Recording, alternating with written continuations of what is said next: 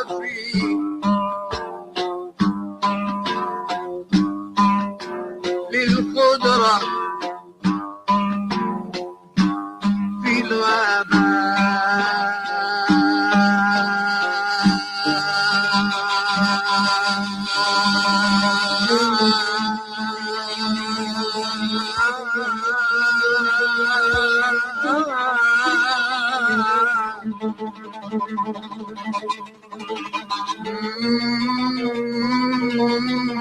مات الصديق الوفي للقدرة في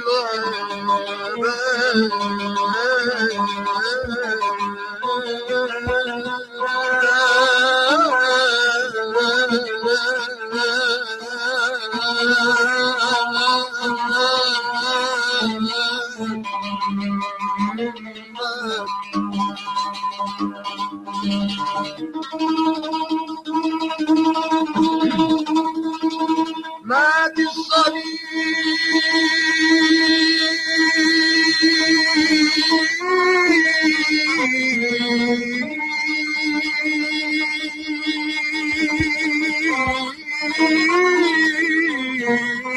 الوفي القدرة في الغابة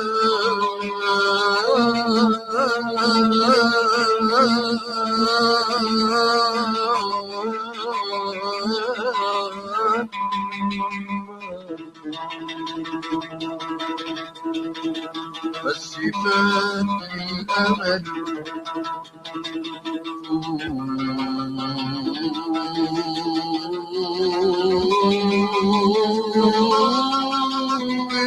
والطريق على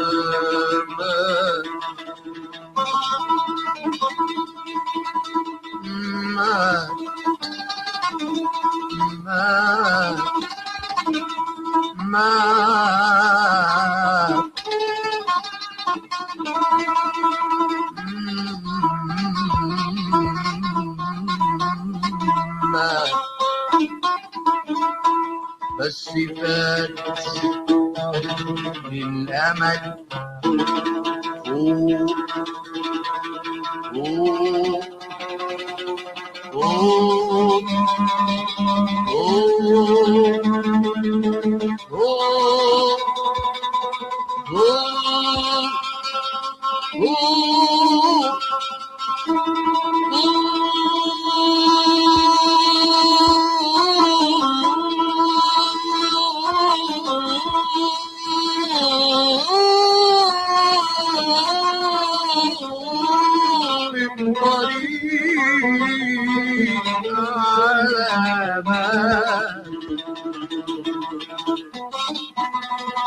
لو صار عليها العمل طول الطريق بسبب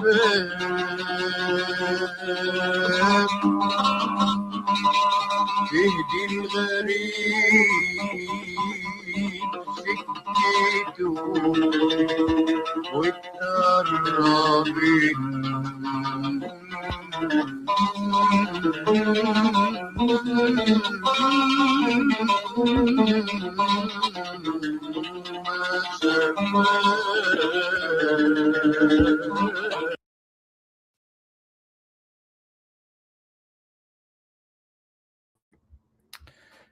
Good morning. We're going to start with a land acknowledgement. San Francisco State University is located on the occupied territories of the Ramaytush Ohlone and the coastal Miwok, who along with the Southern Pomo are organized as the Federated Indians of Granton Rancheria. We are fully committed to the right of land back and the exercise of the right of return for all indigenous and displaced people. The United States is enabling and directly involved in the ongoing genocide of the Palestinian people and many other people past and present. Just as our land acknowledgement reminds us, we conduct the university's business on the basis of genocidal dispossession in Turtle Island in complicity with another, Zionist settler colonialism on the land of Palestine. It's also an urgent reminder to stand up against the genocide in Palestine and anywhere in the world. Please join us for a moment of silence to honor and pay condolences to the people of Iran, South Lebanon, and Palestine. We also honor all the martyrs who have fallen in Venezuela, Gaza, the streets of Minneapolis, Los Angeles, and elsewhere in the United States, Haiti, Puerto Rico, Latin America, the Caribbean, Congo, Sudan, South Africa, Kashmir, anywhere and everywhere around the world, including those who have fallen a long time ago, for our people's struggle and who continue to fall day in and day out. I also want to thank everyone who made this open classroom possible, our co-sponsors, Arab and Muslim Ethnicities and Diaspora Studies, Teaching Palestine, the Coalition for Action in Higher Education, and especially the support by the Palestine Caucus, CUNY for Palestine, the Anti-Imperialist Scholars Collective, and Westchester for Palestine. Please support Teaching Palestine. Your donations make open classrooms like this possible, given the complete budget cuts by our university of the Arab and Muslim Ethnicities and Diasporas program. Donations can be made via Zelle to the name Teaching Palestine or with the QR code on the screen. I will now turn it over to Dr. Abdul Hadi to introduce the open classroom.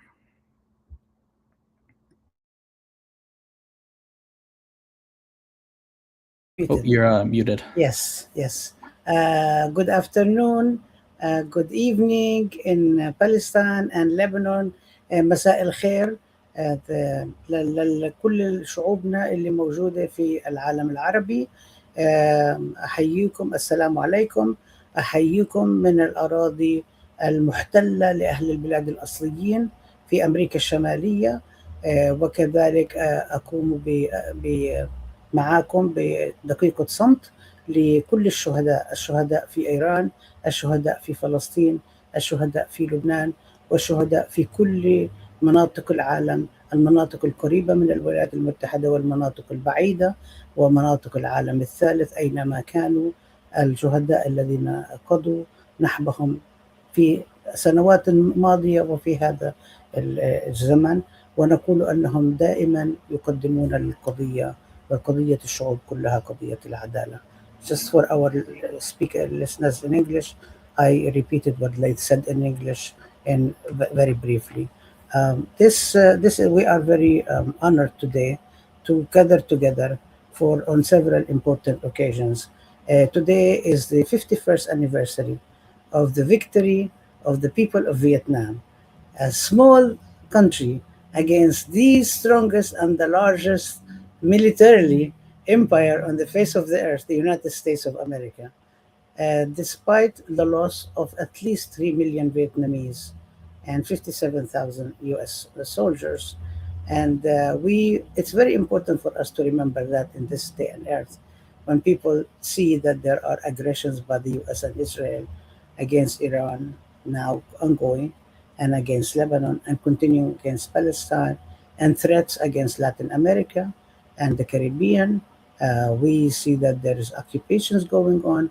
We see that there are what people might call that low intensity, but there is nothing about it that is low intensity against our people in various places. We see that there is rising fascism in the United States itself, using obvious tools, even not only secretive tools by ICE and other agencies within the US against all our people, and the presentation of that as if they are split aggressions going on.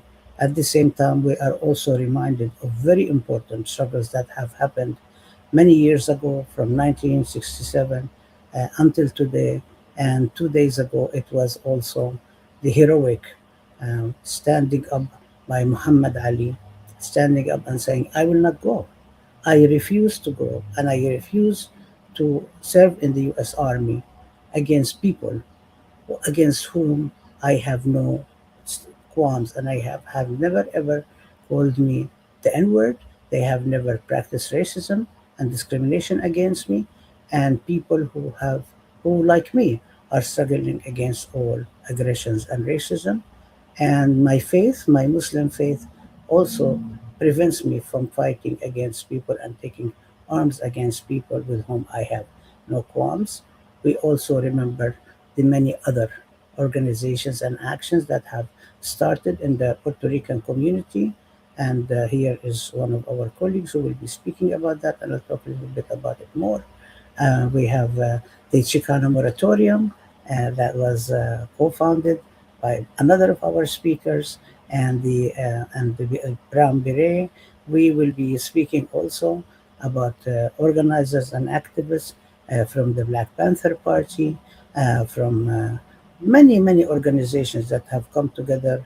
The Malcolm X have spoken against it, and of course we have one of the premier scholars here with us, my sister Robin Spencer, and as I mentioned before, it's compañero Carlos Montes, who was a co-founder, who is a was a co-founder at the time of Chicano Moratorium and the Brown Beret and many others, and Jaime Bebe, who has refused to serve in the U.S. military and was a result arrested 8 times and refused still. A Puerto Rican who was part of the Young Lords Party and speaks about the black and brown young people in New York and the East. And we will be also joined by our brother Nian, who has been a founder of the Vietnamese Student Union in the United States since 1972. And we've been working with each other, organizing. And this is just a sample of many of the activities and events that we were speaking about.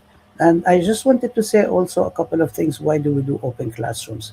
Why do we put this in the form of open classrooms, and why is it organized by Teaching Palestine? I guess Laith already told you, as he asked people to donate generously for Teaching Palestine, and this is because Teaching Palestine is the format within which we are able to organize open classrooms, because basically our university, San Francisco State University, is not fond of activities that are free and open to the people, and is not fond of the Ahmed Studies program, and would like to cut it down and destroy it, because their collaboration with the pro-Israeli Zionist groups has it told them and informed them, and willingly, unfortunately, that they are complicit in this project to basically cut down anything that speaks for Palestine, teaches about justice-centered knowledge production. And so we insist that we will continue protecting our program, as many people who were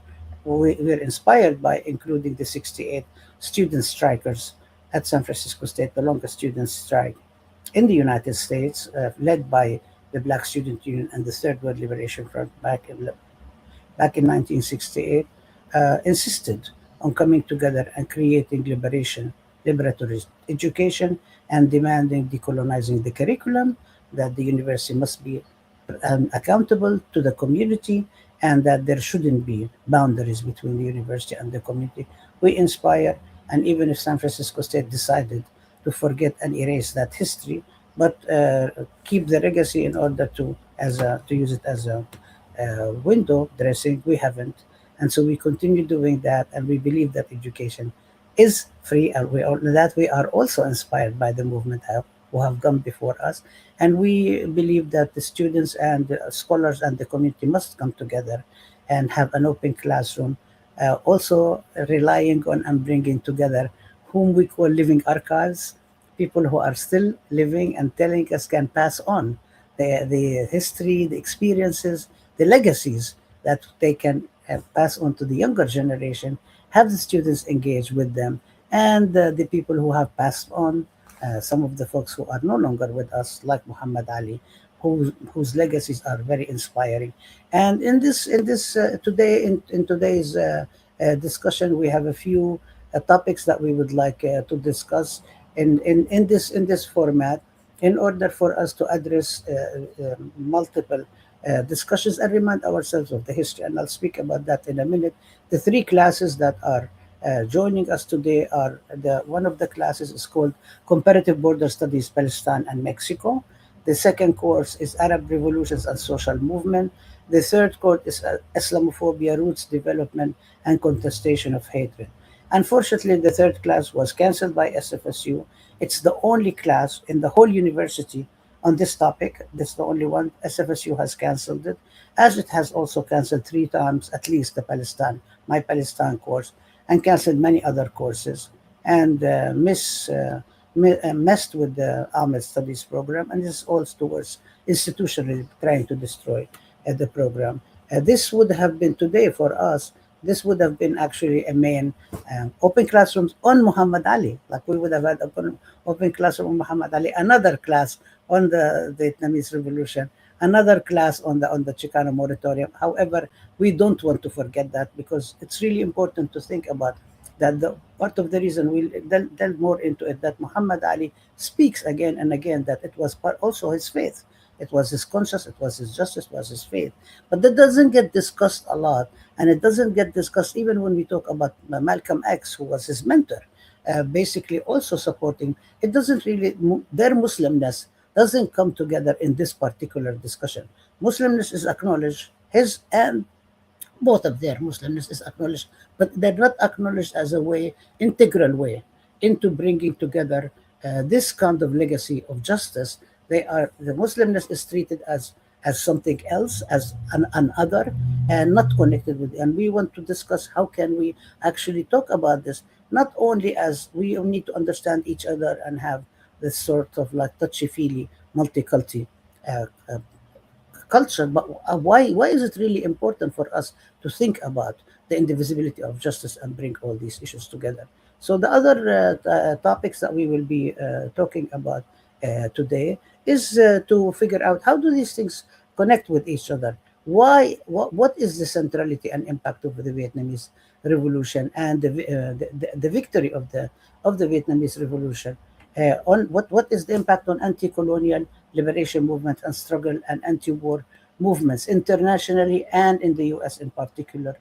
How can we focus on the specific relationship impact of the refusal to serve in the U.S. military of some of the big names like Muhammad Ali, and also the big names in our communities, the people who are speaking here? How does this really, what impact does it have on the U.S. On the radical changes? And do you agree has been radical changes within different communities and strata in the U.S.? We would like to hear probably from Comrade Nam, but also from everybody about this Vietnamese strategy towards different sectors and groups in the U.S. And specifically towards the men drafted to fight, and also discuss that in comparison with what's happening today. For example, the Palestinians and the Lebanese messages to like the Israeli communities, to the people of the world, people in the United States that is funding and enabling the Israeli genocide against Palestinians and Lebanese and the wars. And then go back and talk more about Muhammad Ali and discuss this and figure out how do we deal with it. And the relationship with all of this, how does this come about? And then have all of us, we will have this conversation, figure out what does it mean for today. So we will just go around in a matter of a roundtable discussion. I will raise some questions, ask everybody to introduce themselves. We don't really need to go into all the bios, because as you see, as each person will be, as each of our esteemed panelists, colleagues, comrades join, their bios will be posted online. So we don't really need to go into them, and they will stay online. So you can read about them, learn more about them, and keep in mind that these bios are actually just snippets of what they do and who they are. So we just like to see them situate themselves here as they would like to situate themselves, and speak, beginning with 5 minutes each introductory remarks about themselves and about any topic they would like to start with. And then we will move on. And Dr. Nan is about coming with us. I think it was something, because I did talk to him before, right before we come on. So he will be joining us soon. And so I welcome you all. And I would like to start first with Laith, who is not only the technical person, but is also an integral part of this. And then we'll go over with all our participants. Okay, so welcome. Hello, Sahla. It's wonderful to have you here. So why don't you go ahead, please, Laith? Hi, everyone. My name is Laith Galoom. I'm joining from Minneapolis. Professor Nan is with us. Welcome. Yes. Where I'm and congratulations for Vietnam on today. We'll come back to you in a minute. We'll go to Laith first. Yes, go ahead, Laith. Yes, I'm a graduate student at the University of Minnesota, where there was the big ICE crackdown this year that is still ongoing, and I write about queer Iranian diasporas in Los Angeles. So there's a lot going on each side for me. Thank you, Laith. Why don't we go to Professor Spencer? Robin. And you, each one of you can take like now 5 minutes because Laith is always stingy with their introduction. So I'm not going to bother now to even expand on it. Your choice. Okay. Go ahead, Great. Professor Spencer. Yeah. Okay, so I'm Robin Spencer Antoine. I am a historian who focuses on Black social protests with a focus on radicalism, anti-war activism, anti-imperialism. My first book is on the history of the Black Panther Party in Oakland, California. And I'm working on another on the US war in Vietnam and the protests mounted by African Americans, taking a bottom up approach to the question of how did African Americans uh, mobilize and organize against the US war in Vietnam as part of a larger vision of global justice. I'm also working on biographies, right? So I love biography. I'm working on a biography of uh, radicals whose names we should know, people like Patricia Murphy Robinson as well. Thank you. So this is the Oh, moment. please go ahead. I thought you no, don't stop at that. I would really like you take the 5 minutes and just do a little bit of remark, wherever you'd So like to start. Go ahead. yes, perfect. So what I want to say is I really love the open classroom format. I love the ways in which we bring the various struggles that are ongoing and historical together in this very urgent moment to really look back at the past as well as imagine a different future. It's so urgent, I think, to do all of that in this moment. So this open classroom is right on time. Now, my own research has been motivated by the question of thinking through how did ordinary people challenge, decide that they had the power to challenge the state, and what was their fate? How did they come together? What ideologies brought them together, and what did they do? What is their legacy? I'm very concerned about asking the right questions, asking different questions to unveil a different image of the past than we typically have or we typically focus on.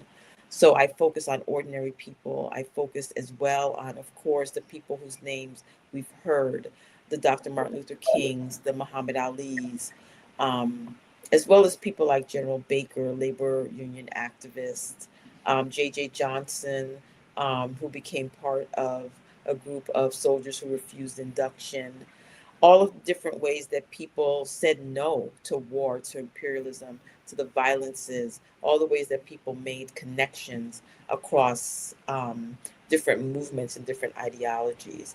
I particularly focus on women and thinking through how these connections and understandings about violence and war resonated in particular ways in women's lives. So it's important to note that we're also at a moment of heightened gender violence, and that is part of the playbook of war, and we're seeing that in the various areas that of the world that are being encroached upon, being decimated and struggling and fighting for their lives and their legacy. So it's important to kind of put all of that together. So first thing is we got to ask the right questions, right? We have to ask the right questions. And then two, we have to be open to thinking differently about things that we are learning about, right? We have to imagine ourselves in this role of educators. So my work on the anti-Vietnam War movement is what I want to spend most of my 5 minutes talking about. I want us to imagine that there was a groundswell of resistance against U.S. actions in Vietnam almost from their inception. I want us to imagine that there was a direct connection between the U.S. war in Korea and the Vietnam War and the upsurge of political protests that defined movements for Black Power, movements for Red Power, for Brown Power, movements for women's liberation. That there was a through line there, the anti-war movement or anti-war understanding The the sound. Can you anti-imperialist wait a minute? analysis Can you wait? was Oh, part now of it's it. better. There was something with the sound. We're having a problem that the sound was being choppy. Let's just make sure that it's going. You were going too Sure. fast. So let's see if. Yeah, now it's. Is it better late now? Okay. Yeah. Go ahead. Sorry. Good. Yeah. Okay, great. Yeah. I'm not able to see the other images. I think you've probably No, centered no. me on. We focus on you when you speak, and then Okay, we come perfect. back and we. Yeah. Just wanted to make sure that we hear every word you say. Go ahead. Yeah. Okay, sure. So yes, I was saying about imagining these movements that we tend to think of as separate, finding a common ground, an analytical connection around anti-imperialism. That U.S. foreign policy was integral to people's understanding of what justice looked like in the 1960s and 70s. This is so important. Right now, today, I actually looked up to see, on April 28th, 1967, is when activist Muhammad Ali, refused the induction, and he was subsequently felt all of the repercussions of that, from being stripped of his titles, things like that, all the legal repercussions. That was 59 years ago, and it was actually April 28th was the date. So I wanted to start off with that, kind of imagining ourselves in this moment of Muhammad Ali, this popular figure making this political stance and the reverberations of that. And to think about the hows and the whys brings us back before this moment, before 1967, to his politicization process, to the ways he was connected to activists like Malcolm X, and the ways in which his space in the Nation of Islam connected him to this global tradition. If you were to go back and read some of the issues of Muhammad Speaks, the newspaper of the Nation of Islam at the time, founded by Malcolm X, you would find tremendous international and global analysis. And in many ways, it gives us a window into thinking about how did people go from an awareness of the war to dissent against the war. I think that's key, right? To think about that path and what did that look like in Muhammad Ali's life. But of course, important to note that Muhammad Ali was not alone. And before 1967, you did have people like Malcolm X, well-known Nation of Islam leader, speaking out against U.S. foreign policy and highlighting the hypocrisy of the U.S. bringing ideas of justice and democracy anywhere in the world at the time that the civil rights movement was at this full flush, and the realities of the racial terrorism facing African Americans could be seen all over, from the news to your very own street corner in America. So it's important to kind of build those bridges and to think about the names that we know, and then the names that we don't know. And also to think about the building blocks of ideas, the people that were read, the anti-colonial thinkers who people engage with that help to provide intellectual rationale for the ideas and how those ideas led into this collective action, right? Because that's the goal when we think about movements of today, right? We think about collective action, moving from outrage to collective action.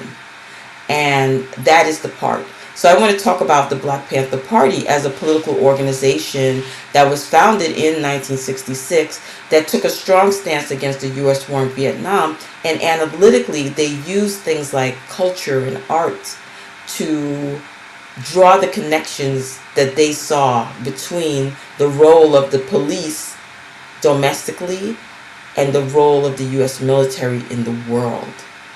Today we have ordinary scholars, right? Everyone, right, talking about or thinking about, right? We have that information about these connections between these corporations and the ways that militarism in one place informs and grows militarism in other places in the world, and the international infrastructure that makes that happen. The Panthers were doing that in the 1960s, using art, using their newspaper, the Black Panther, as a way of sharing that information and putting that information in the hands of ordinary people who read it and got to a different understanding.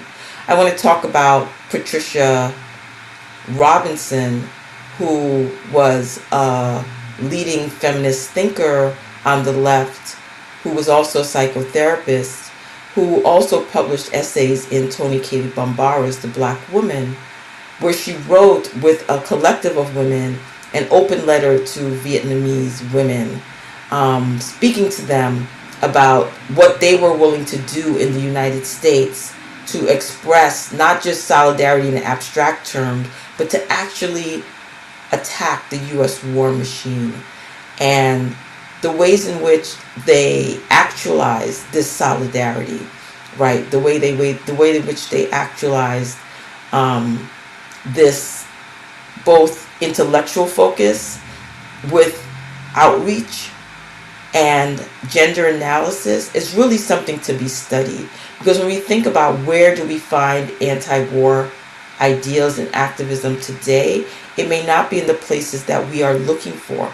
These are not people who went on anybody's march anywhere, right?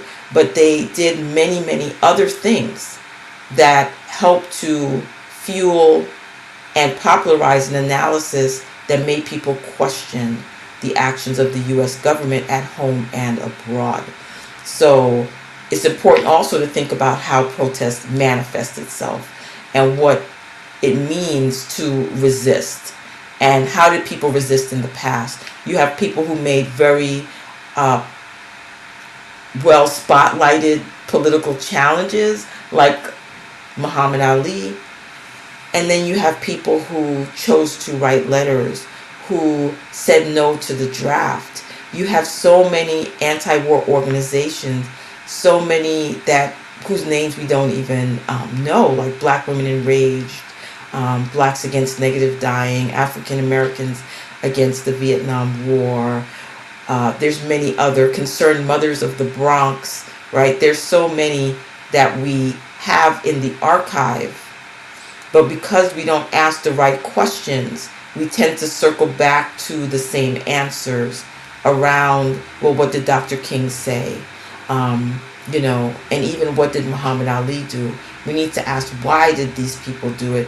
What were their political and analytical building blocks? What kind of action collectively did their individual stances engender? And then what else were ordinary people doing to say no, to express opposition? Because in a very real sense, that is the question of 2026, refusal. What does that mean? What does that look like? And what traditions can we draw upon to find not just the opportunity, the courage, and the collective security of comradeship as a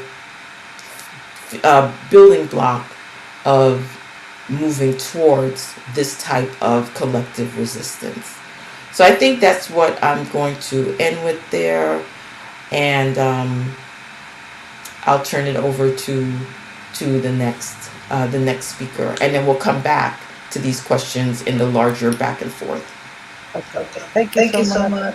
Am I still there? Oh, is this better? There is no more, or is there sound problems? Live. I'm not hearing it from my side. Is it okay? Okay. Thank you. Thank you so much, Professor Robin. You raised a lot of things that I don't think we're going to be able to cover all of them, because we do open classrooms all the time, and we've had a lot of discussions about both the history of black women, black men, the history of Malcolm X and Martin Luther King, the discussions, the exposure of some of the controversies that were basically made up and were exposed not to be true not long ago, and the history of the snake, and we've had snake participants and the chair of the snake and also other snake organizers speak about the history and the participation, what happened even to them as they participated in supporting Palestine too, and the punishment and participating in many things. We want to talk about also focus more about what happened to Muhammad Ali. I mean, what did he have to give up as a result of what, just making this very important historic and principled decision. Uh, it was not for free. He sacrificed a lot, and many people sacrificed a lot. And historically, people sacrifice in taking up any parts of the struggle. When you make a decision to participate for the collectivity, for the good of the communities and so on, it's not, it does have a cause.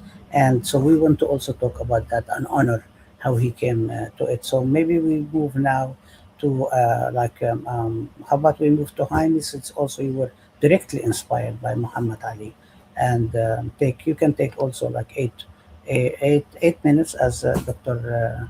Robin did, and then we will go next afterwards to Carlos, and then we will route around back to Nan and go back to talk about Vietnam, and then the next round. Okay, so please go ahead, Jaime, baby, and the bio will be online. Yeah.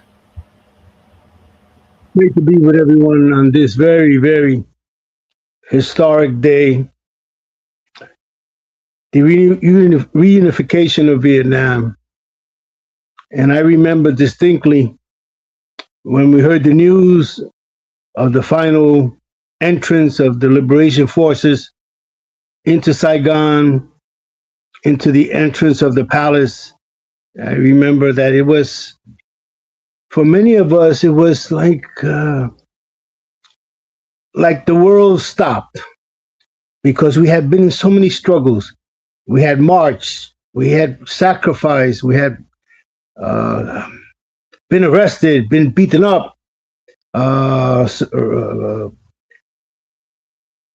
families affected by the war, and so it was an amazing. I remember I remember crying actually, but in any event, I really liked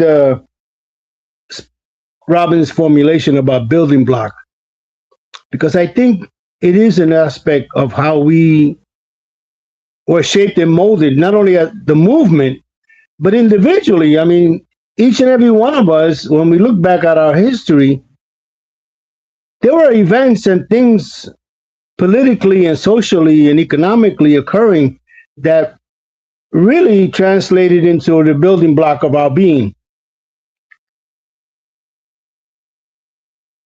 I was of the generation of the 60s. I was second generation.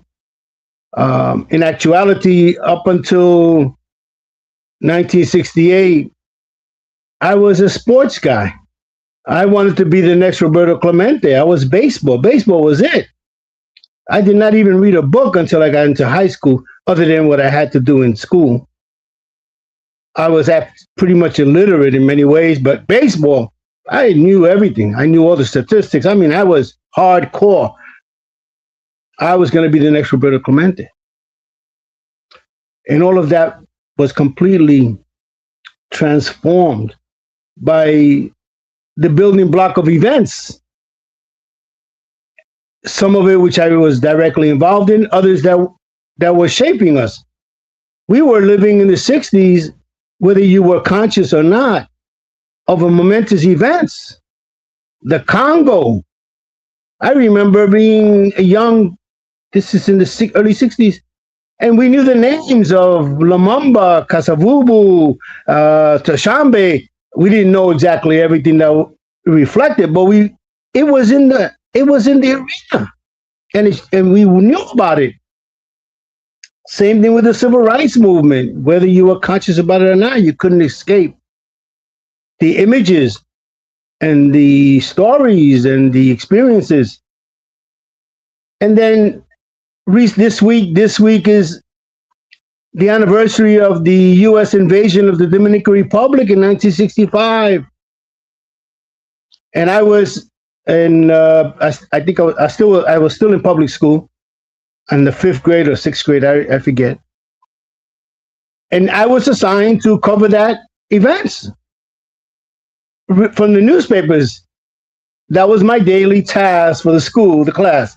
And I became completely aware of this horrendous colonial adventure, an invasion of the Dominican Republic. And it was definitely a very much important reflection that subsequently led to my understanding of Latin America and the history of U.S. colonialism. And then, of course, Vietnam. Vietnam was inescapable for all of us of that era, whether we were directly affected by it as young males, and it was mostly males at that time, facing the draft, assessing what they were going to do or we would do, what we could do depending on social, economic, and political conditions. But it was everywhere. And also at that time, it was on TV every day. We used to see the war every day. We used to see the bodies coming back from Vietnam. We saw the Tet Offensive, the 1968 Tet Offensive, which was a decisive battle that really eliminated any conception that the U.S. would win, would be able to continue, and that the Vietnamese were not going to win. I was a sports guy. So when Tommy Smith and John Carlos took the Olympic stand and raised their fists, and then everything that happened subsequent, that impacted me and many others. And then, of course, Muhammad Ali, the Mexican students' suppression, all of these things circulated and impacted us. And I was thinking this recently, something that I hadn't thought about in a long time, was the United Farm Workers grape strike, which was a very big development that, even though at the time grapes weren't that big a deal in the East Coast, and definitely for us, mangoes was the favorite fruit, not grapes, but everyone was aware of it. And I was thinking about it with the recent so-called, well, not so-called, but the recent issue about Cesar Chavez, and how that was really a significant thing for many of us, and it impacted all building blocks. And it resulted, of course, as a Puerto Rican, born and raised in New York, who, until I became political, really didn't even speak Spanish fluently. I used to walk out the door. I grew up in Brownsville, Brooklyn, which was predominantly Black community, with the incorporation of those of us from the Puerto Rican community who, for example, in my family, we were part of the victims of the gentrification in the Upper West Side, and we were forced to transfer and move to Brooklyn into another ghetto. I grew up pretty much an African American. My music was Motown; it wasn't salsa. So, and then we, second generation, no knowledge of our history in terms of Puerto Rico. I had no knowledge at all. It's only when I became subsequently later an activist, and I'll speak a little bit about that subsequently. But it led to the rise of groups like the Young Lords Party, which was predominantly New Yorican, with African American participation, including Mexican Chicanos. But it was primarily a Puerto Rican organization, and it was made up of us, New Yorkers. And we learned our history. We learned about the nationalist struggle. We learned about the repression in Puerto Rico. And I'll speak about the role of the independence movement on the island in relationship to militarism, the Vietnam War, and the colonial reality on the island. So I'll speak a little bit about that later. But the most profound building block for me was the Ocean Hill-Brown struggle. The struggle for quality education led by Black and Latino, Black and Puerto Rican mothers. And it became a critical struggle in the 60s, part of a decades ongoing battle for education and quality teaching. And that was a formative development in which I was introduced to the Young Lords Party, to the Black Panther Party, to other Black nationalist movement activists. And that led to education. It also led me to understand, as a result of the way the battle was waged by the reactionary forces, it led me to understand, to learn something about a struggle called Palestine. Because the whole issue became where the Black community was charged with anti-Semitism, because at the time, 99% of the teachers in the school system were Jewish, and it was falsely manipulated into an anti-Semitic charge. But it also led me, I had no clue what the hell that was, to inquire and learn from the Black Panthers, from the Young Lords, about this struggle called Palestine. So that was a building block for me. And I would like to expand on subsequently on the Puerto Rico. But before I forget, first time I met Robin, she made a presentation at San Francisco State University. And I remember that she showed slides. And one of the most moving slides that I have never forgotten, she showed a slide of 2 stamps, Vietnamese stamps, that were found on Malcolm X when he was assassinated. I don't know if Robin remembers that, but I sure do. I mean, that you made the presentation. And it was very interesting that he was actually carrying 2 little stamps from Vietnam on his person. And that sort of really reflects the moment we were in. No matter what political framework you were in, Vietnam was there in one way or another. Thank you. Thank you, Jaime. Of course, you, just like Robin, also raised so many issues that that's really wonderful, because we are beginning to actually plan the list of open classrooms for the fall. And one of the courses I will be teaching is called Colonialism, Imperialism, and Resistance. And so we will it's raising what are the issues we would like to bring about. I will just mention one thing before I turn the microphone to Compañero Carlos, that just to mention, we mentioned it before in open classrooms, that and everybody knows that Malcolm X was, when he was assassinated, he died in the arms of Yuri Kochiyama. And in so many ways, Yuri Kochiyama also was part of the concentration camps of the Japanese people during Second World War, which was part of the United States Enemy Alien Act of 1798. Japanese woman. She also was a long-time activist and organizer. She was part of the organization of Malcolm X. She was very much supportive of Palestine. She participated with us in the 40th anniversary of the 68 student strike at San Francisco State.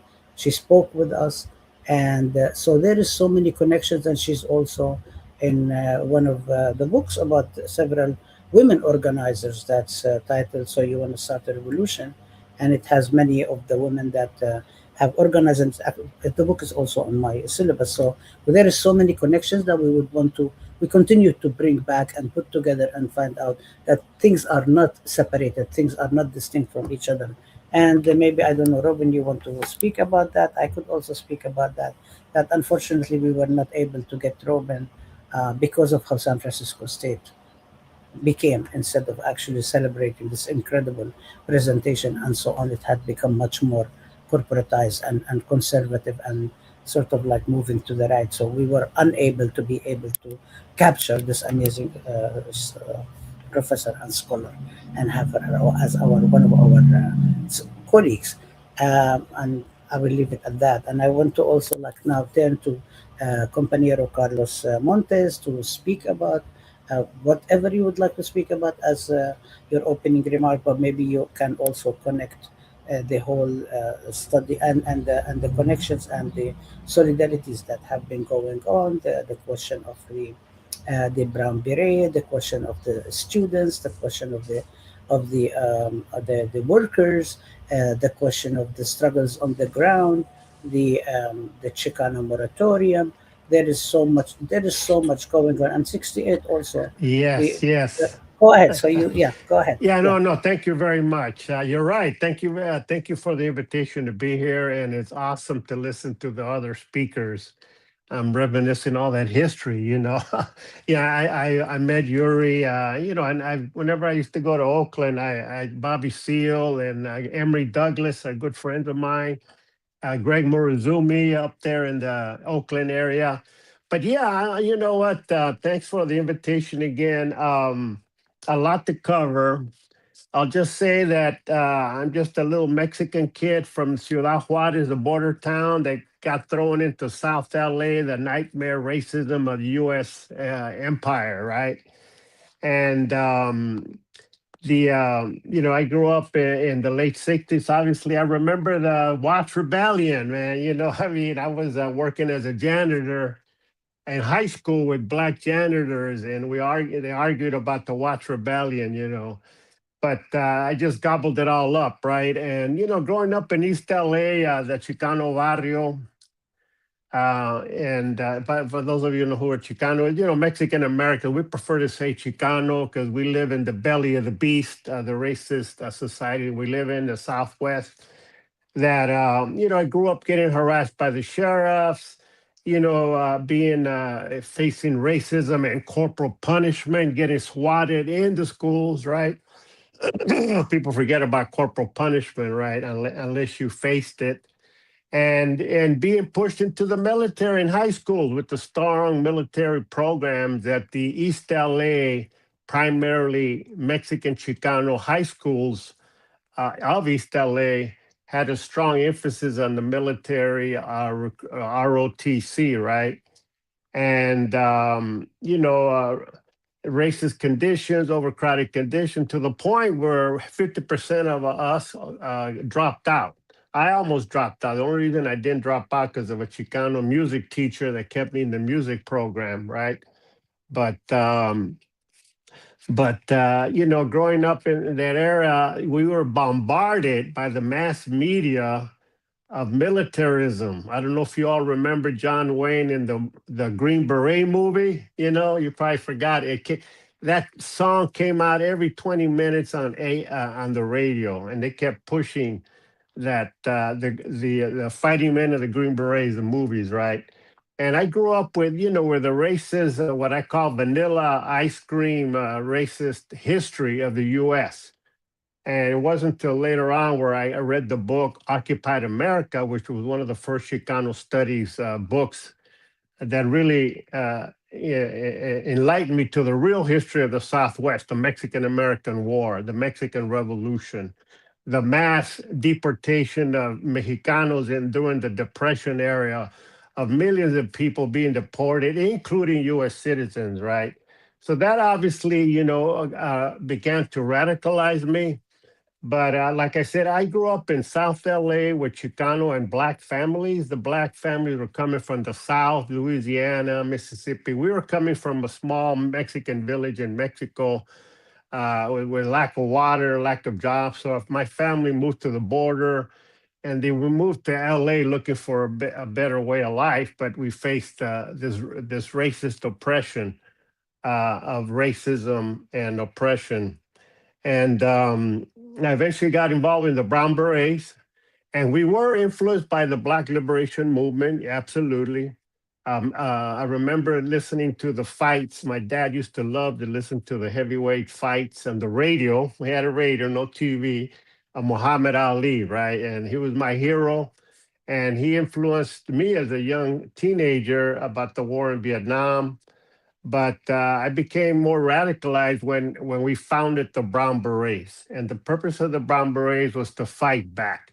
And we organized against police killings in East LA. We organized the East LA high school walkouts in March of 1968, which was the first major urban uprising of Chicanos in the United States. We already had the farm workers. Thank you very much, brother, for bringing them up. But in 1968, we led a mass uprising, a student strike demanding quality education, Chicano studies, bilingual education, right? But hey, we were also invited by Martin Luther King to be in the Poor People's Campaign, right? And the reason I bring that out is that we became our political evolution. In the beginning, I will say, and I'll use political terms, the Brown Beret, we were nationalist, right? We thought that the white man was the enemy, the honky, the white man, right? But it wasn't until the Poor People's Campaign when we saw poor Appalachian whites, Navajos, Puerto Ricans that were worse off than we were in some cases, right? That we said, you know, the problem is not the white man, it's the rich white man or the corporations, right? But the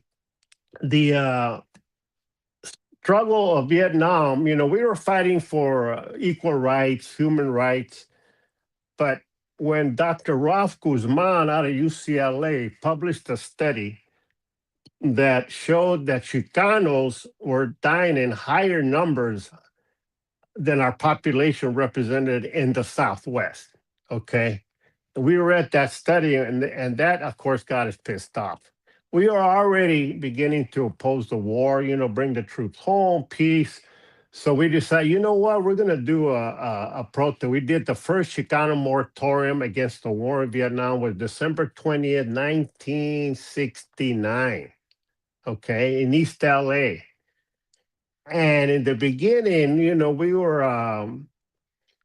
were criticized as being unpatriotic because there is there is a trend in the Chicano community that we're patriotic, that, you know, we always join. So, you know, the different veterans program accused us of being communist troublemakers, you know, unpatriotic. But we said, you know what, you know, we got to bring our troops home alive. That's how we support them. And we did the moratorium. And then we started to study about Ho Chi Minh and General Giap, right? So young Chicanos that had no education, none of us went to college. I think I went to ELAC for about a year, East LA Community College, started studying about Ho Chi Minh and the National Liberation Front and the struggle of the Vietnamese for self-determination and for socialism. You know, and, you know, we were still getting over the hangover of the McCarthy era, right? Because I grew up as a young man during the Cuban Missile Crisis, right? Where all the rich white folks were getting bomb shelters, and we're saying, well, what about us in the ghetto? What are we going to do, right? But, you know, the Vietnamese struggle opened up our minds to say, what is socialism? What is self-determination? What is U.S. imperialism? So we started to we became radicalized, politicized, transformed. Somebody called them, we got transformed to say we denounce U.S. imperialism. We're in solidarity with the struggle of the Vietnamese people. And we created a scandal in our community because we're saying, yeah, we are for the Vietnamese. We want them to win because the U.S. empire needs to get out of Vietnam, right? So we became young radicals. And we built a movement where we organized a big mass march, August 29, 1970, of 30,000 Chicanos, a family affair denouncing the war in Vietnam. And of course, there was a major trend saying in solidarity with the struggle of Vietnamese people. We were brutally attacked by the combined forces of the sheriff, LAPD, beat people. There's a movie, there's a lot of movies on the Chicano moratorium. And they killed Ruben Salazar. He was assassinated. He was shot in the head with 8-inch tear gas missile projectile, not a tear gas canister, a missile projectile that's used to go through a barricaded situation. He was shot in the head at the Silver Dollar Bar. Ruben Salazar was a LA Times reporter, KMEX news reporter. He was on the ground covering the Chicano moratorium. And he had told Phil Montes, the former commissioner on civil rights, that he felt that he was being threatened, that he was being followed, that he was being spied on by the authorities. And that day he was assassinated. He became our martyr. And by the way, Ruben Salazar was born and raised in Ciudad Juarez, where I was raised, the border town. And so again, the struggle of the Vietnamese people radicalized a whole generation of young Chicanos to be in solidarity with oppressed people of the world. We started learning about Palestine, about Africa and Latin America, and about Cuba, right? So then we're part of the radical. Some people, use the new left of the 60s and 70s. So we became open to socialist ideas, to denounce U.S. imperialism, and we linked it to the struggle at home, fighting for bread and butter issues, for better education, to stop police abuse. And today I continue to struggle and fight. I'm a member of Centro CSO. It's a grassroots Chicano community group in East LA. And we're on the ground. We're doing a big May Day rally tomorrow in our community to denounce the reactionary racist Trump attacks against our people, to denounce ICE attacks and say no deportation. We demand legalization for all people. And part of we have a very strong immigration committee. Our other committees, of course, is our police accountability committee that works with families, Chicano families and Black families that sons have been killed by the LAPD. And we just had a killing like 3 weeks ago by the East LA sheriffs, killed a young man, Eric Torres, and LAPD killed Jeremy Flores last July. And we're working with the families, who work with families to demand community control of the police, to jail killer cops, and community control of the police is our demand. And we are part of the National Alliance Against Racist and Political Repression, with Frank Chapman, a Black families-led organization nationally that has 20 chapters all over the United States that fights against police killings of Black and Chicano community. And of course, Indigenous and Puerto Ricans. But, there was so much that and you're right, in East LA, when I hit the street, I grew up with rock and roll. I grew up with Motown. You're right. We grew up with the Mexican music my mom played on the radio, and also the Motown sound, right? And so I continue to organize today. The 60s and the 70s produced a whole generation of revolutionary radicals.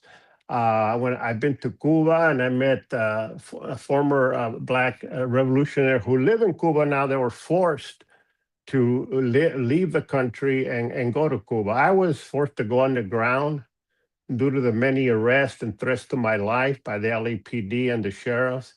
And I lived underground for 7 years, from 70 to 77. But I continued to organize on the ground in the working class. In El Paso and Juarez is where I lived underground. And let me wrap it up. Yeah, so I guess my emphasis on here is that, the refuse resist generation is that it radicalized a whole generation of us that continue to be active.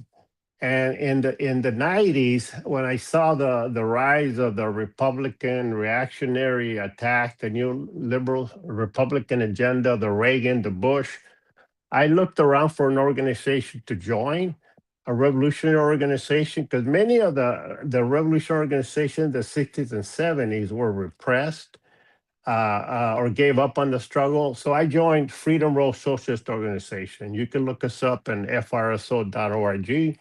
And what we do, of course, we organize in the Black Chicano community, we organize in the working class, we're in solidarity with the struggle in Palestine, And we have delegations to Cuba, to Colombia. I was in Venezuela like 3 years ago.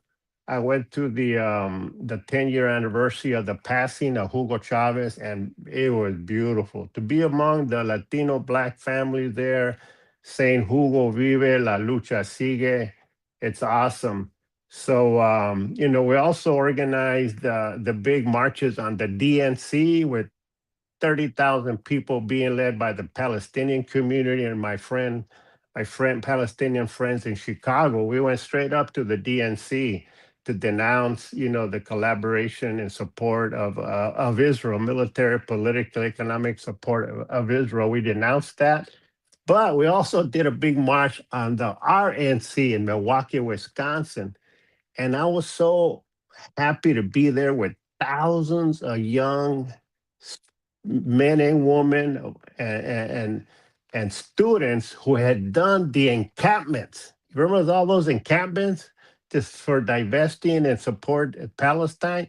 They were all there, and I have pictures. I was marching with them. It was kind of hot, and so I had to take a break. But I'm inspired by the new generation of young activists. We were radicalized to denounce U.S. imperialism and open socialism by the struggle of Vietnam. The whole new generation of young youth activists have been radicalized by the struggle of the Palestinian people. So let me just end it by there. Thank you. Thank you so much, compañero. I mean, this is amazing.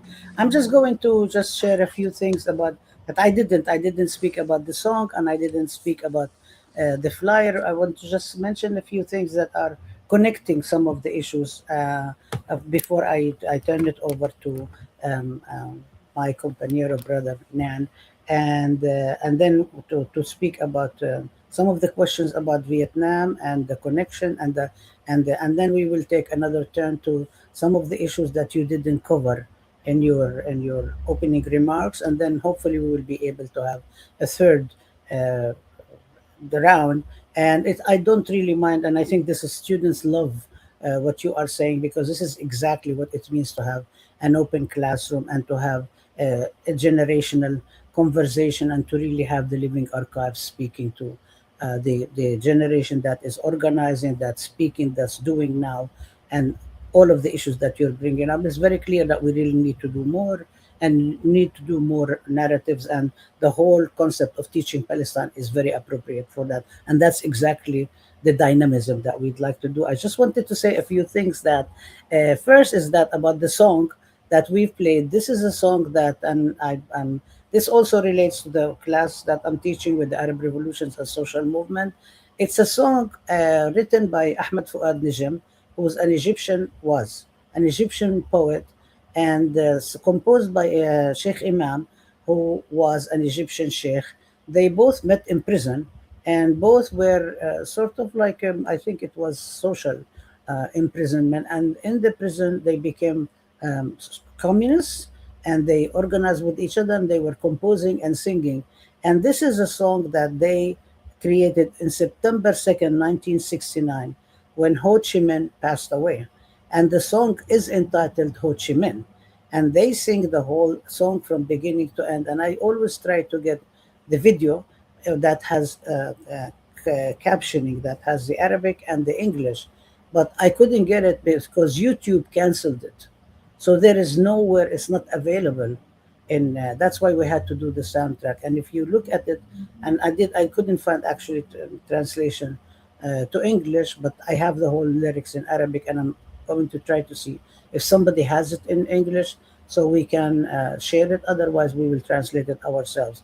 And they did one about Che Guevara, when Che Guevara passed away on October 8th. But the Che Guevara one became very well known, but this one about Ho Chi Minh is not really well known. Like, I had to dig to find it. But I think it's very, very important, because it talks, they were heartbroken when Ho Chi Minh passed away, and the whole song is about him. The song is about him and how he inspired the world and so on. And I'm not sure, I wanted to ask you, Nan, if you know about it, if Vietnamese people, revolutionaries know about it, young people know about it, and if not, and we should really make it available. This is really important about the connections. I've written about the one about Che, in one of the articles about archives, revolutionary archives. So this is really something that's very important about thinking about how the connections are. Where are the connections between different people? One of the stories we've talked about a lot about the song, the poem of Palestinian poet Samih Al Qasim, who passed away, "Enemy of the Sun." That has been discussed a lot. That was found in the cell of George Jackson after he was assassinated, and it was published in the Panther newspaper. And after a month, they realized this wasn't really written by George Jackson, but was actually written by Samih Al Qasim in 1965 or 64. I have to check because the other one was by Mahmoud Darwish. And part of the reason I believe that it was found because it was published by a black publishing press, and it has poems about several poems by Palestinian revolutionary writers, and then people thought that it was by George Jackson, and there is a big story about it. I think everybody who knows about Black Palestinian solidarities knows about this, and I can share with you many places where we discussed it already in open classrooms. But so this is that there is a lot of ways in which people coordinate and express solidarities between each other. So that I thought this would be very appropriate. And every time we have an open classroom, we start with some music that's very appropriate that also gives us history, like window to the past, to the history, to kind of explain what was going on, where people connected, what was the particular context, and so on, which is part of understanding and learning and about our histories, and basically teaching about the stuff that doesn't get taught. The second point is I wanted to say that the flyer that we have, the flyer has the statement that Muhammad Ali made when he said, "I'm not going to go," and he was deprived of the title. He was fined. He was sentenced to prison, and he couldn't become the world champion anymore. I mean, this is huge. This is something like, I know that Jaime, if you can also talk about what happened to you when you refused the draft, that actually I think would be very helpful for people to understand what does it mean, and what does it mean to have support and mentoring, and what does it mean to lose. But this is so there is this. There is also the image of Muhammad Ali on the apartheid wall, that where Palestinians draw the images of heroes and sheroes there, and so that's one of them. We also have the image of Palestine and Vietnamese fighters, and this is, people sometimes think that it was a new poster. Actually, it was drawn by a Palestinian uh, painter, Ismail Shammout, one of our main known is Palestinian painters, showing the Vietnamese fighter and a Palestinian fighter, and it's in the gallery in Paris. Ismail Shammout is one of the well-known Palestinian poets, and it's basically depicting the solidarity with each other. And then there is another one, of course, there is the Chicano moratorium, and this is one of the things I found. So, Carlos, if you have more, we would really like to have them. And then there is one that is a cover of a magazine, Palestinian magazine, that has an excerpt from a poem by Mahmoud Darwish, Palestinian poem, that says that it is my wound my wound is dignified, and I continue to resist. My homeland is not a suitcase, and I'm not a traveler. Kind of like referring to the Palestinian displacement. And on the bottom it says, this is the greetings to the Lebanese steadfast people in the south. This is not new. This is something from way back in the 70s and the 80s. So this is all kind of like bring all of these images. We like to say this is what signifies what's going on. This is the place. And when we go to the image of Vietnam, Vietnam is very present in every memory and every living memory of Palestine, historically and continuously. For Clay, people say Muhammad Ali Clay. They never say Muhammad Ali alone in Palestine. This is how I grew up, actually, hearing about him and knowing about him. I learned about Muhammad Ali and about Vietnam from that time, growing up in Palestine under occupation. So this is something very part of our memories, and there is a lot of discussions about Giab, about Ho Chi Minh, about Muhammad Ali, and Muhammad Ali went and visited Palestinian refugee camps in Lebanon, met with Palestinian commandos, spoke and supported Palestine and spoke against Zionism. And we can come and talk more about that. But these are things about the contributions and the connections with that. I wanted to also say, I mean, there is something a lot about, I mentioned about the SNCC and so on. We can talk more about it. But also the solidarity between historical and contemporary with the Chicano community. I should say also that our department at San Francisco State used to be called SRASA, is now Latino Studies. So this is also about how things shift and change. But also our students are very organizing with each other. MECHA, the student organization, has been actually penalized in many times because they support the Palestinians and have a solidarity between the two. But also, we also have been engaging with the people in Denver, where the film was made, source of resistance, symbols of resistance. About what has happened to them, the organizing, the World Social Forum in Mexico City, when it was held in 2021, was a lot of discussion and solidarities also about the 43 students who disappeared and what was going on. So we can talk, and this is, I'm talking about things that we also bring up in the class, Palestine and Mexico, because we talk about Palestine and Mexico, the Chicanos, people who call themselves Mexican Americans, and all of the various ways in which imperialism and colonialism and fascism intervene with each other.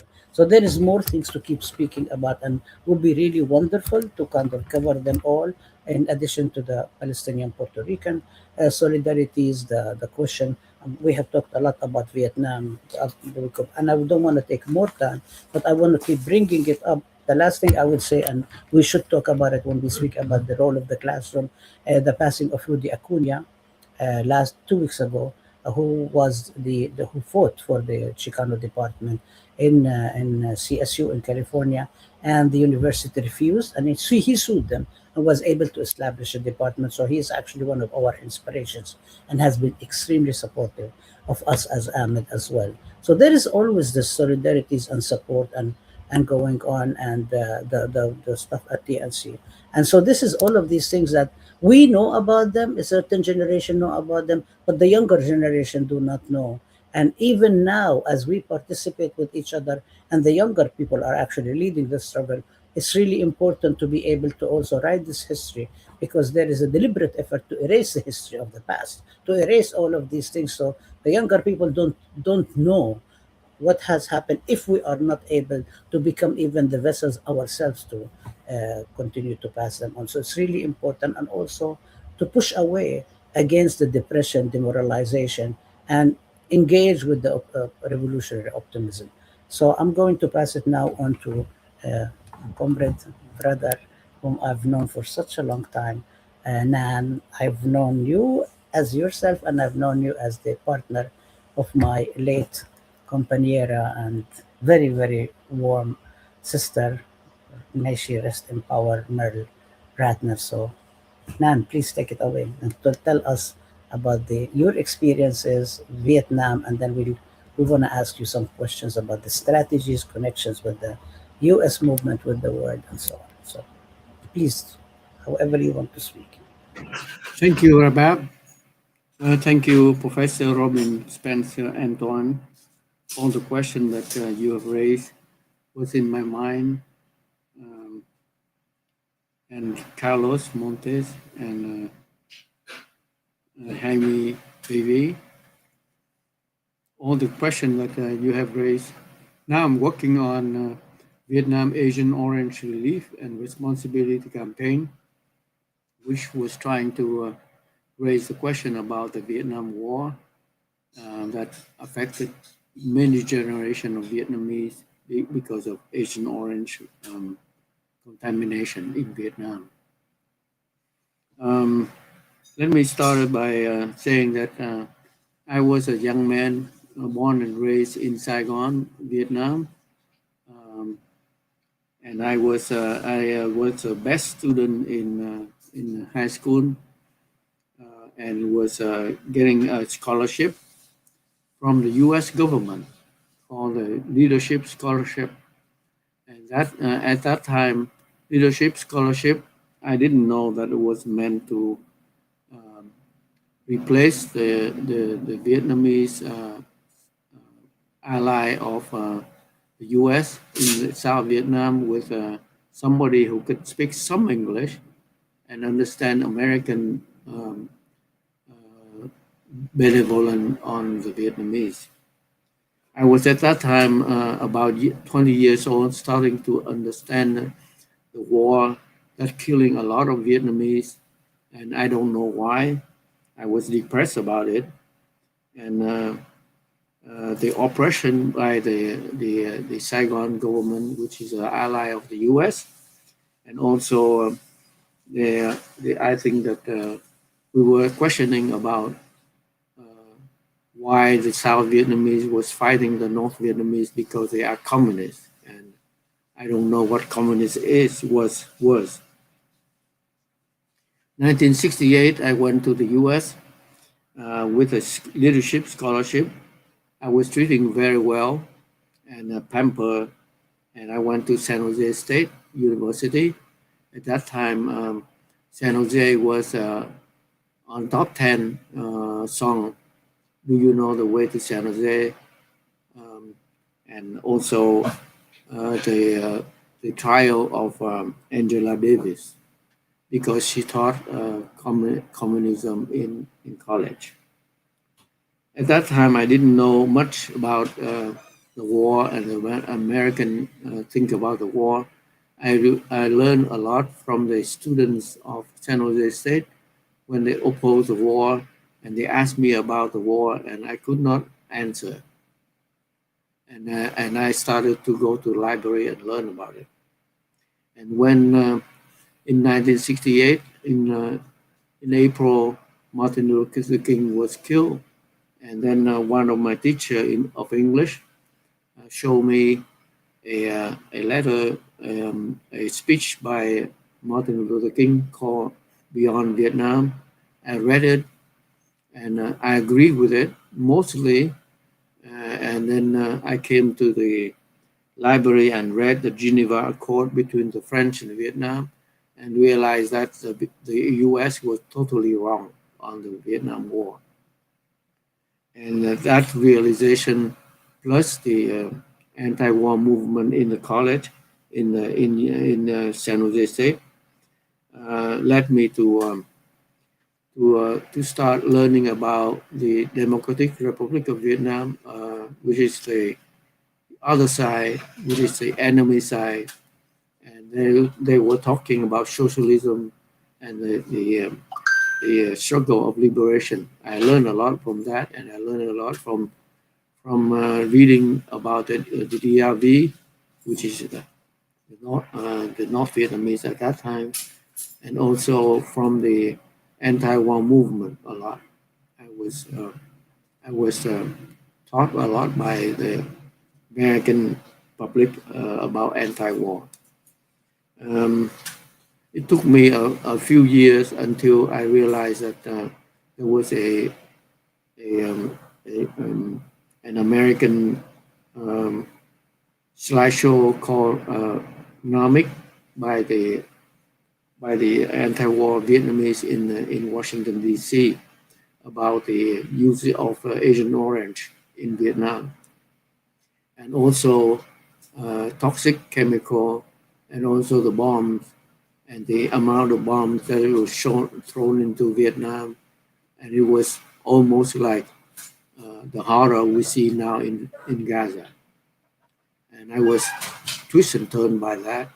I was really hurt by that, and I know that the U.S. was totally wrong. And at that time, I started to be anti-war. It was about the end of when I was opposing the war. My scholarship was cut, and my passport was cut, and I lost the visa, and I was on the immigration list to be deported. And I didn't care much at that time because I was worrying about the war in Vietnam and about the end of the war in Vietnam. And in 1972, with the help of the Vietnam Veterans Against the War. I was recruited by them to occupy the South Vietnamese consulate in San Francisco, which was actually helped me to turn against the war actively. And at that time, then I started to know about the Panther Party, and the Panther Party was helping a lot because one of my colleague, French student, was killed on the way to Saigon. They were deported by the U.S. and they killed him anyway on the tarmac of Saigon airport. And that kept me really anti-war. And then I started to learn about the movement in the U.S. And in the movement in the U.S., I was supported by a lot by the Asian American anti-war. And then they taught me a lot about the U.S. movement and the left movement and the anti-war movement and the composition of it. And I started to learn about the Iranian. I was helped a lot by the Iranian Student Association, and in which then I started to learn about Palestine. And then we formed a group of Asian. At that time, we consider Iran and Palestine part of Asia, and we were called Asian Performing Troupe together. We performed together anti-war songs about Vietnam and about Palestine, about Thai, about Filipino, about Iranian. At that time, the Iranian was opposing the Shah of Iran. And now it has become circling around. And we have found that the U.S. was strongest anti-imperialist country, the strongest imperialist country. And from that time on, I was having a scholarship in New York University. I came to New York, where I met my wife, Merle Ratner, who was a close friend of Rabab, who introduced me to the PFLP, a lot to the Palestinian activity in the U.S. And for a long time, you know, the reason we know about and we support Palestinian because of Ho Chi Minh. When we learn about Ho Chi Minh, he was in exile to learn about how to unify the country, which was divided by the French colonialists. And then he was trying to ask the big country and colonialist country to support the right of a nation like Vietnam. And all of them was turning away until he learned about Lenin. And when he first learning about Lenin, he said that's the only one that support the third world country, a small country, to be liberated, to be independent. And so in that time, then he was trying to go to Moscow to meet Lenin. But when he came to Moscow, it was late. So he joined the Comintern at that time, and he was sent to Asia to be a representative of Comintern. And from that time on, he came to China, and he worked in Shanghai, and he was linking to the communist movement and communist movement in Vietnam. And they joined together, become Indo-Chinese Communist Party. And then he came to Vietnam. At that time, he learned that the U.S. was the strongest and the meanest. And so he was targeting the U.S. at that time, from that time already. And he was trying to use the UN in order to enhance the chance of Vietnam become independent and become supported by the UN. And that struggle led to big war in Vietnam between the French and Ho Chi Minh. Remember that Ho Chi Minh at that time was forming the leading the union, the Union of Vietnam against the French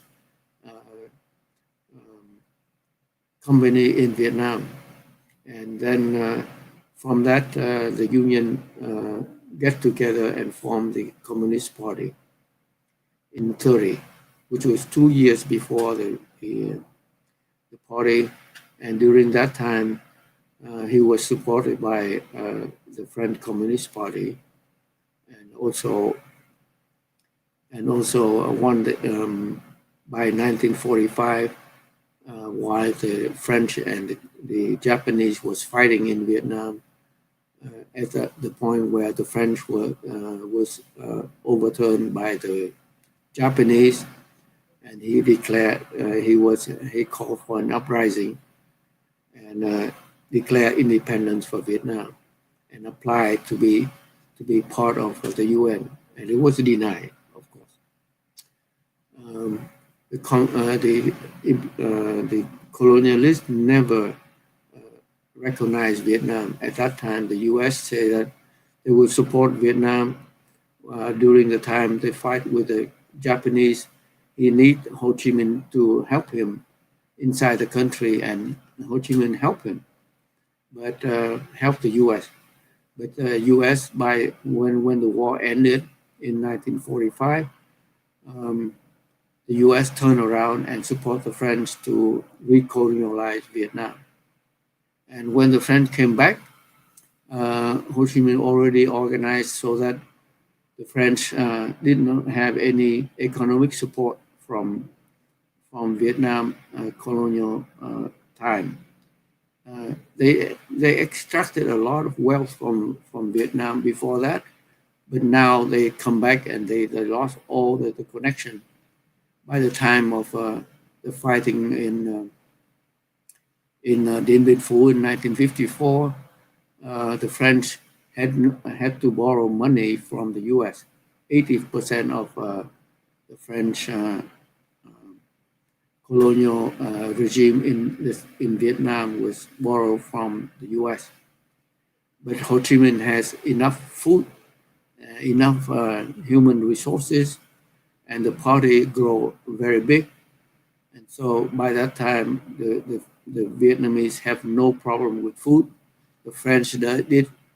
And then at that time, the Vietnamese didn't have any tank, didn't have any airplane. And so in 1972, during the Vietnam War, people asked, did Vietnam lose any tank or any airplane? And of course not. And the French journalists say Vietnam didn't lose any because we didn't have any. At that time, the control of the sky was totally the US and the French. But like today, when they declare they control the sky of Iran and something like that, and they thought that they can dominate the country by controlling the sky and controlling by guns and bombs, and they have unlimited amount of bomb and gun. But then they lost Dien Bien Phu, and at that time, the Vietnamese thought that it was the war would end. It was not. At that time, the Soviet Union won to detente, and the Chinese Communist Party want to ease off tension with the U.S. So they would allow the country to be divided, and of course that Vietnam was divided, and the delegation of Vietnam led by Ho Chi Minh and Nguyen Phan Van Dong know that they were betrayed by the big country. And then, so the struggle continued. They came back and then reorganize the South, so prepare for the U.S. invasion. And of course, the U.S. came back to Vietnam with Ngô Diem from New York, and it took Vietnam like 20 years in order to win back the independence. Toward the end, then China was starting to shake hands with the U.S. in order to continue to divide Vietnam into half with Kissinger. The term was so that the Chinese would help the U.S. Keeping Vietnam divided into two, so that the U.S. can control the South after the war ended. And of course, the Vietnamese wouldn't want that. And of course, Vietnam was it took 3 years from 73, 2 years from 23 to 75 to gather up the forces to beat the U.S. in the South squarely in 1975, April 30th. It was truly peace in Vietnam, finally, and independent for Vietnam and unified Vietnam, finally. That was, it took like more than 100 years for Vietnam to do that. And winning the war is only part of the thing, because Vietnam at that time was really afraid that U.S. can come back. And thankfully, most of the Vietnamese armed forces was leaving the country with the U.S. because they said that the U.S. was the one who invented the Cold War and then divided Vietnam because of the Cold War. And then of course, the U.S. has no forces to continue the war in the South. And so Vietnam at peace at that time, and the U.S. applied embargo on Vietnam, like the embargo Cuba, the embargo Iran right now. But Vietnam, using their own forces and pulling the bootstrap in order to get better, cleaning up the Agent Orange, pacify the country, and then make sure that there's no war is possible. And Vietnam maintained that vigilance so that China and the U.S. can always come back, and for one day they can control Vietnam again and bomb Vietnam again, and doing a lot. Remember, they killed during the U.S. war in Vietnam. They killed more than 3 million people, and 3 million to 4 million people was victim of Agent Orange today. And they said the U.S. still maintain that Agent Orange doesn't affect the Vietnamese. It affects the American, it affects the allies, but not the Vietnamese who stray upon. They still have that position right now. So that the struggle for independence for a small country is not simple in this period where all the big country was really acting up badly. So Vietnam has to make sure that there won't be war at Vietnam with Vietnam anymore. And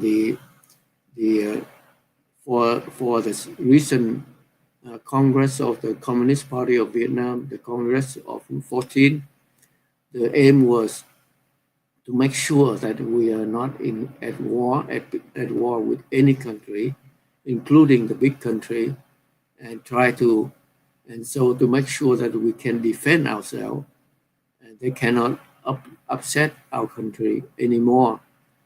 And then in that sense, Vietnam is still a small country, even though a small country, but we can be confident that no country can invade us easily. So that is the main issue right now. And for Palestine, the Palestine always is in from Ho Chi Minh until the heart of many people in Vietnam. There was a movement of people in Vietnam to support Palestine, and a lot of Vietnamese overseas, including the Vietnamese overseas who were allied with the U.S. before, and now starting to support Palestine.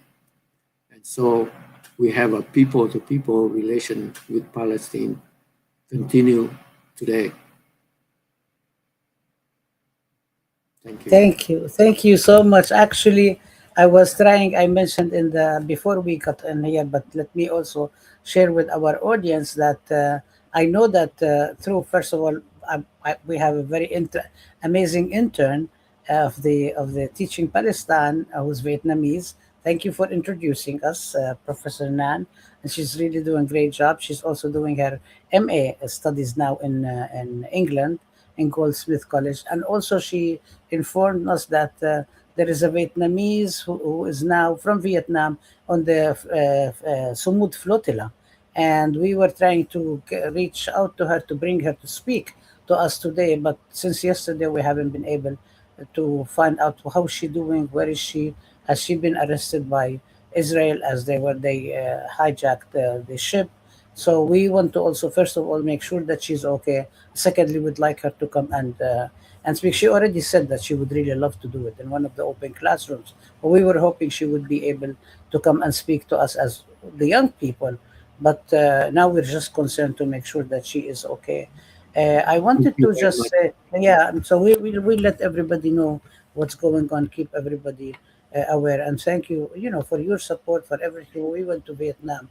We felt it. We felt it so much, just like the warmth and the love. And Vietnam is like almost on everybody's lip in Palestine right now. I also wanted to mention something, Carlos, when you were saying about capital punishment, because now, and I don't even want to say even capital punishment or just say execution and inhuman, uh, whatever. I don't even say punishment, whatever you want to call it.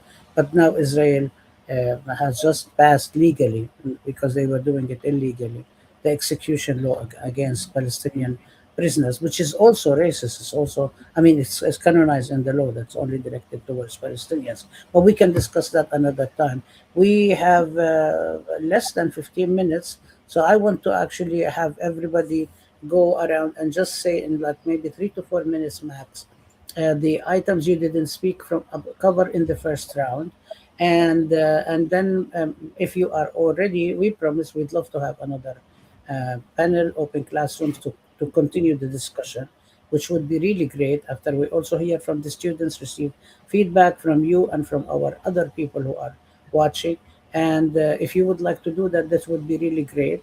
And maybe start in different. Carlos, are you back with the sound?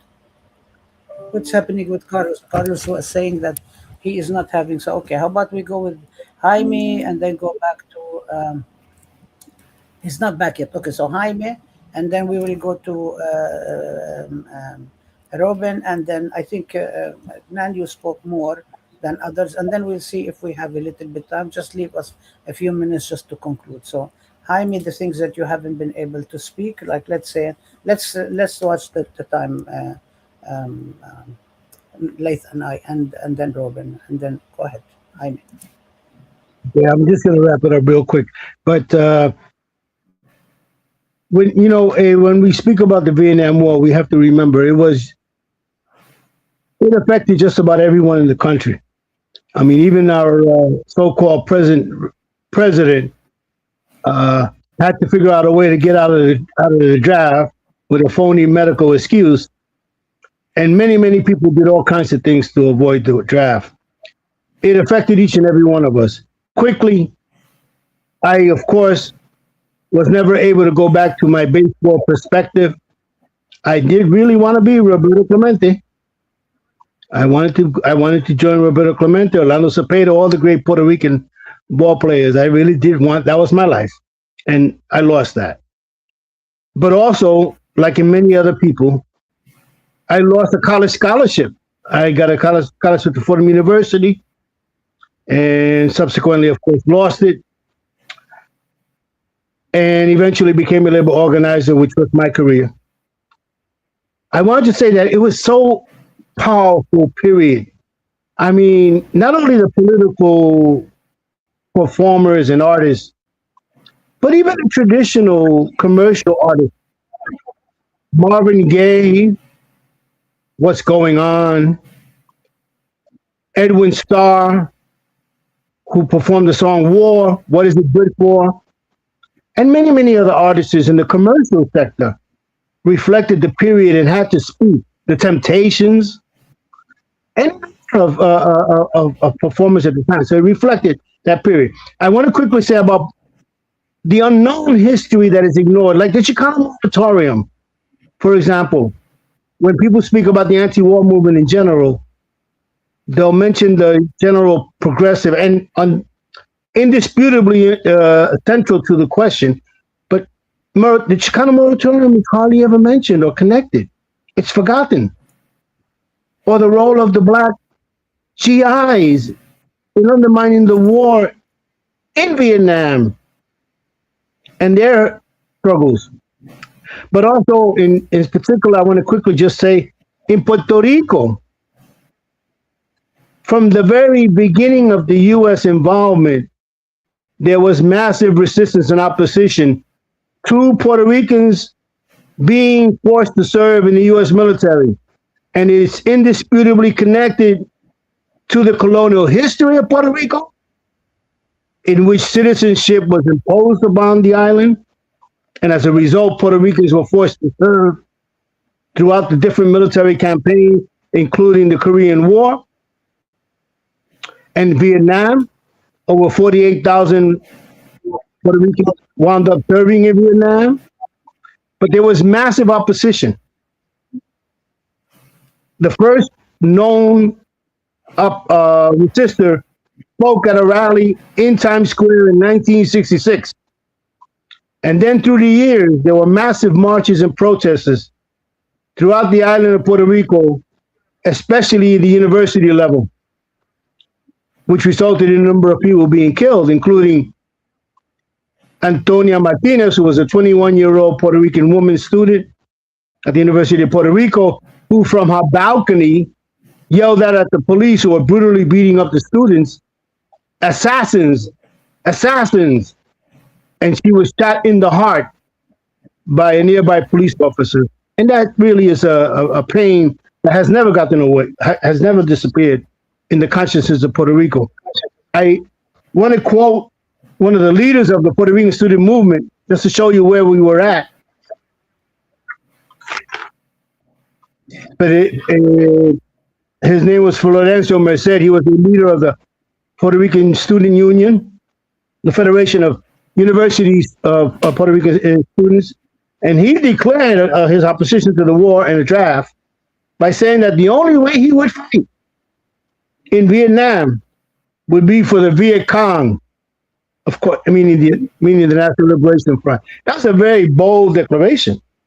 Now, the resistance in Puerto Rico was so powerful that the U.S. military draft got to the point where they started sending letters to the draftees saying, we are rejecting your order because you're contrary to national security. In other words, they became fearful that if they drafted these resistors, they would join the army and then they would undermine the war effort within the army, which is what happened in Vietnam in many ways. I also wanted to say that within the U.S., the Puerto Rican organizations that became significant, the Puerto Rican Socialist Party, the Young Lords, the Movement for Pro-Independence, the Puerto Rican Revolutionary Student Movement, the Puerto Rican Student Union, they all had individuals who openly declared their opposition to the war and became symbolic representatives of the thousands who refused to serve, and each and every one of them, from Pablo Guzman, who was a leader of the Young Lords Party, to Jose Feliciano, who was the leader of the Puerto Rican Socialist Party, each and every one of them paid a price. But they also helped to galvanize the struggle of Puerto Ricans against the military draft, which was inseparable from the struggle against colonialism, the struggle of colonial U.S. control of Puerto Rico. I just wanted to make a personal note that my uncle refused to serve in the Korean War, along with Rafael Cancel Miranda, who was one of the big leaders of the Nationalist Party. And the Nationalist Party led a campaign against Puerto Ricans serving in the U.S. military. And there was a case during the Korean War, and my uncle spent 3.5 years in Florida Federal Penitentiary. And this is a history I only learned later when I declared my opposition to the war by sending a letter to the military draft in which I quoted Smedley Butler, General Smedley Butler, former Marine commander, in which he said, "I am nothing but a gangster for U.S. empire." And when I declared that, my mother freaked out. And that's how I found out about my uncle, a secret that she never told me until I declared my opposition to the war. Thank you, Jaime. We'll leave the whole question of the arrest till another time. Robin, could you please take it away? And I don't know where Carlos is. And yeah, go ahead, please. Okay, great. So I think what I want to use my few moments to do is just add a few more voices to the conversation, to add a few more statements to the conversation, because I'm just struck by just the power of testimony from the people who were there, sort of letting us know about the connections. People like to think about this history in like silos, but to think about the overlapping nature of participation. Yes, the Dominican Republic and the invasion in '65. Yes, that was all part of anti-war sentiment. So I wanted to talk about a few things and put a few more people into the mix. So I mentioned before General Baker, the first person to refuse to appear in front of the draft board. I talked about the Fort Hood Three, the first soldiers to refuse publicly to go to Vietnam. I didn't mention Robert Desvernay, one of the leaders of African Americans against the war in Vietnam. AAAWV, founded in 1965, is one of the first explicitly anti-war organizations created by African Americans.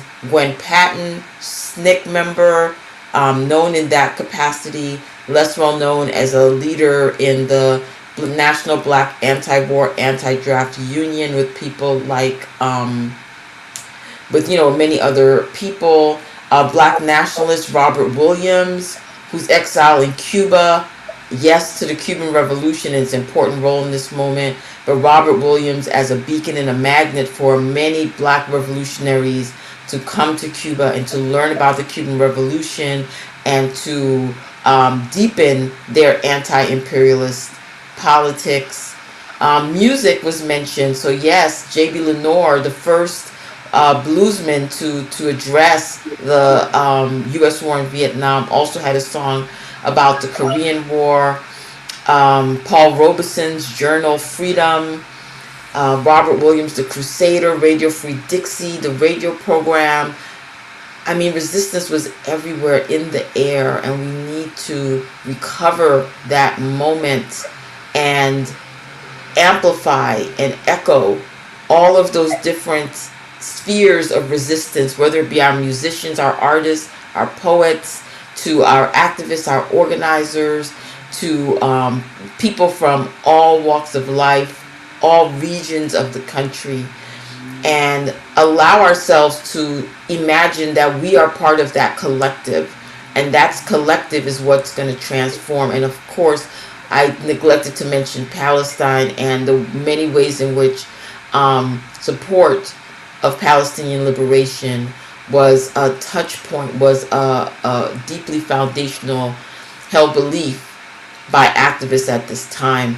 And I'll take just another second, because I know we're winding down of time, but just to read a few sentences from General Baker's letter to the draft board. Many people wrote letters back to the draft board when they got their draft letters, and so he wrote back one as well. And he said, "You stand before me with the dried blood of Patrice Lumumba on your hand, the blood of defenseless Panamanian students shot down by U.S. Marines, the blood of my Black brothers in Angola and South Africa who are being tortured by the Portuguese and South African whites."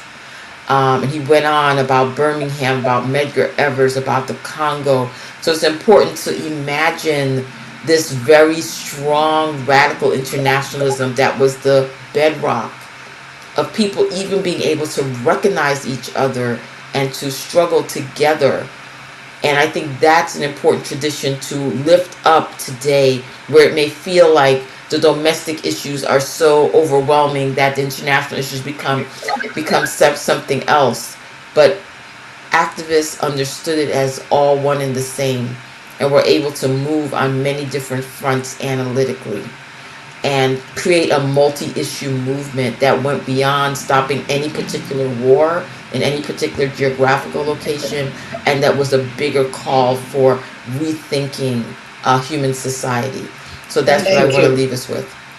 Yeah, thank you, Robin. I want to say that actually, because tomorrow is May Day, and it's really important that you brought General Baker and the intervention with labor and workers and so on. That's also another way big topic to discuss. There is so much stuff to discuss. We don't have time to discuss it all. We're making notes in order for us to come back to you and say, can you please make this a note, and we will be asking you again, and hopefully you will be say okay and come back and discuss more and more and more. And I'm sure we're going to be receiving questions also from Palestine, from Lebanon, from others of our people in different parts of the world. I want to ask. I don't think Carlos is back. So, Nan, do you want to say a word or two? You're okay. Let me know.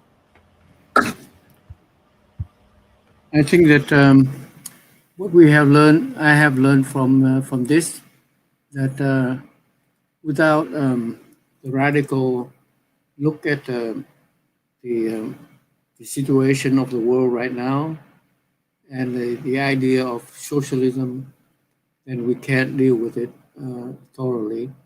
And because if we can't deal with it thoroughly, then we have to look at it from the grassroots, from the roots of the problem, and try to solve the problem from that point of view. And I think that some of the understanding of Vietnam at this moment, and in the past, Vietnam is still a small country, and then it can be war can start anytime, because the history of Vietnam was the history of war, and a big country beat Vietnam every time when they even if Vietnam will win, it will be won from the bottom up, and then a lot of people got killed during that thing. And then if you want to deal with the root of the problem, you have to be a socialist. You can't do it without being a socialist. Thank you, thank you so much. I just want to take a moment to thank you all for being here, for giving us so much information and analysis and details that we are left in such frustration that we don't have enough time to cover everything that we wanted to deal with, and also what you are giving us more. So we really appreciate this this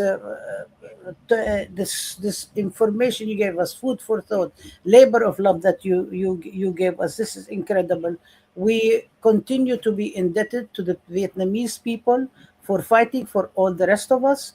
We do not minimize the sacrifices. We understand how many sacrifices you've made for the rest of us, but also for giving us a model for what it means to fight and fight and fight, and what it means to be left with all these sacrifices that the whole world has to collaborate to erase the damages that are left. Thank you, everybody. Thank you, Laith, for helping out with all of this and not saying what you're working on more. Thank you, everybody. I'm going to just end. For Carlos is only able to write notes because his voice is gone. I mean, the sound is gone. But I promise, or maybe warn, all of you that we will be inviting you to come back, teach us, teach the communities, and converse. And this is really very, very important to commemorate what has happened in the past, learn lessons, build on what we have, and inform and share with each other and continue This collaboration has started many years ago, and it will continue. And it's our role to learn, to teach each other as well. I would like us to end with a song that Jaime suggested we play. That is a song to Vietnam, made by Victor Hara. So we'll continue with that, and we will close. And hope you join us again, and hope that you learned a lot from it. And with the great thanks for our amazing panelists, comrades, scholars, teachers here.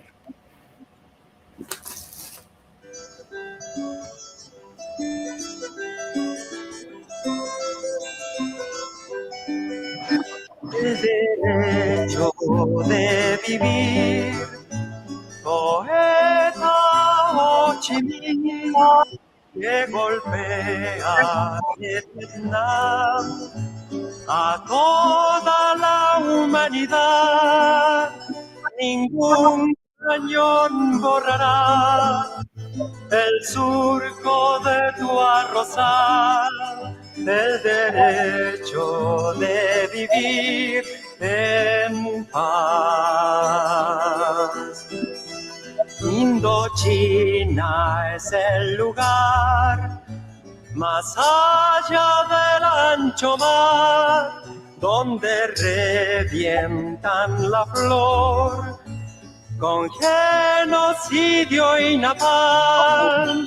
La luna es una explosión que funde todo el clamor, el derecho de vivir en paz.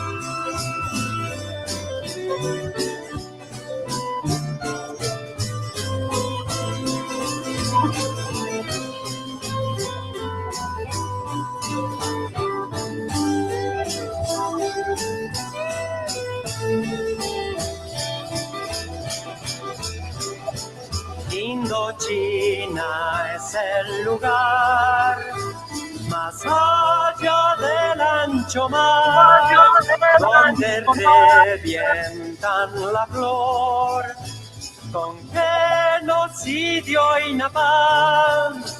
La luna es una explosión que funde todo el clamor, el derecho de vivir en paz.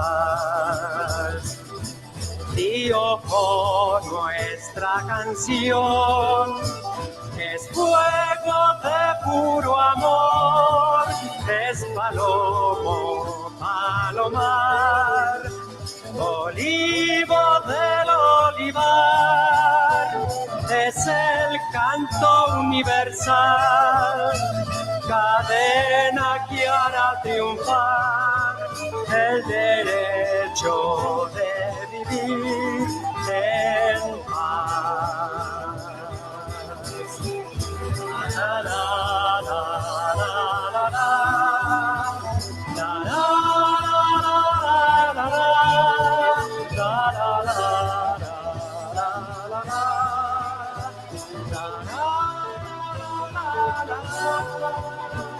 Es el canto universal, cadena que hará triunfar el derecho de vivir